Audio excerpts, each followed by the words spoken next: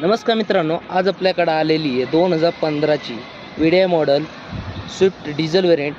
मित्रांनो, गाडीचं चारही टायर होऊ शकता 40 ते 50% गाडीचं फर्स्ट जोइंटर पाहू शकता.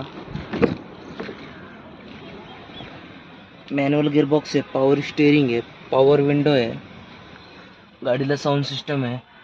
गाडीचं किलोमीटर झालेलं आहे 1,00,000+. गाडीचं बॅकग्राऊंड पाहू शकता, क्लीन कंडिशन मध्ये एकदम.